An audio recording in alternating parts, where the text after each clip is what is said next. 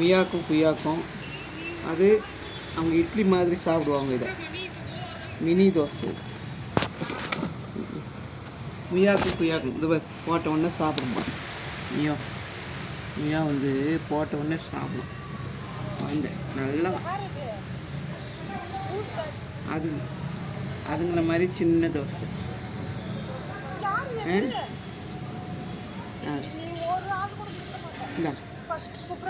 குயா இந்த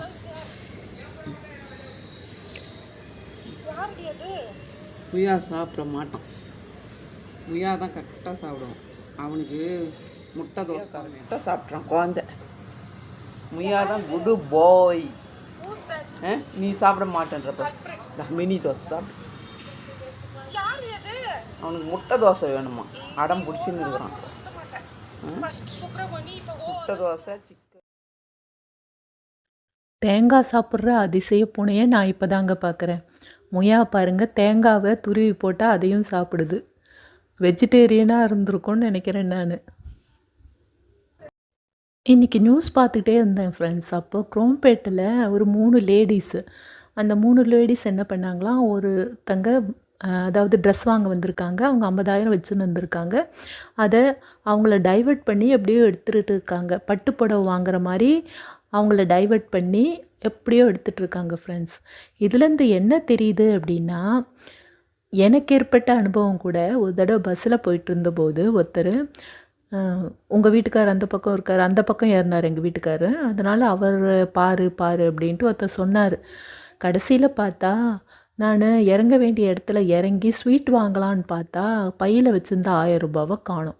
ஸோ பஸ்ஸுலையாக இருக்கட்டும், வேறு வெளி இடங்கள்லையாக இருக்கட்டும், தெரியாதவங்க யாராவது பேச்சு கொடுத்தாங்கன்னா முதல்ல நம்ம கவனிக்க வேண்டியது நம்ம பேகு ப்ளஸ் நம்மளுடைய உடைமைகளை தான் கவனிக்கணும். இது ஒரு அனுபவம் ஃப்ரெண்ட்ஸ். அது மாதிரி தான் இந்த லேடிஸ் கூட டைவர்ட் பண்ணிவிட்டு நகைகளை ப்ளஸ் பணத்தெல்லாம் அபேஸ் பண்ணியிருக்காங்க. அவங்க மத்திய பிரதேசத்தை சேர்ந்தவங்க அப்படின்னு சொல்லிட்டு இருந்தாங்க நண்பர்களே. ஸோ நீங்கள் தெரியாதவங்க யாராவது பேச்சு கொடுத்தாங்கன்னா அவங்கக்கிட்ட முதல்ல அந்தளவுக்கு பேசாதீங்க. முக்கியமாக உங்கள் உடைமைகளை அப்போ பத்திரமா வச்சுக்குங்க, ஓகேவா? அவங்க நம்மக்கிட்ட பேசி ஒன்றும் நமக்கு வரப்போகிறது கிடையாது. அதனால் நம்ம உடைமைகளை தான் கவனமாக வச்சுக்கணும். இன்னொரு தடவை வேலைக்கு போகும்போதும் அப்படி தான் ஆச்சு ஃப்ரெண்ட்ஸ். ஒரு 140 ரூபா பஸ்ஸில் வச்சுருந்தேன். அந்த பஸ்ஸை யாரோ எடுத்துகிட்டு இருக்காங்க. கடைசியில் நான் திரும்பி வரத்துக்கு கூட எனக்கு 5 பைசா இல்லாமல் ஆயிடுச்சு. கடைசியில் ஃப்ரெண்ட்ஸ் கிட்ட கேட்டு வாங்கிட்டு வந்தேன் ஃப்ரெண்ட்ஸ். ஸோ நம்ம பஸ்ஸில், ட்ரெயினில், நகை கடைக்கு, துணி கடைக்கெல்லாம் போகும்போது நம்ம பணத்தை தான் பத்திரமா வச்சுக்கணும். மற்றவங்க நம்மக்கிட்ட பேச்சு கொடுத்தாங்க, டைவர்ட் பண்ண பார்த்தாங்கன்னா அவங்க கூட சுத்தமாக பேசவே கூடாது. நம்ம வேலை உண்டு, நாம் உண்டுன்னு இருக்கணும். அதுதான் முக்கியமானது.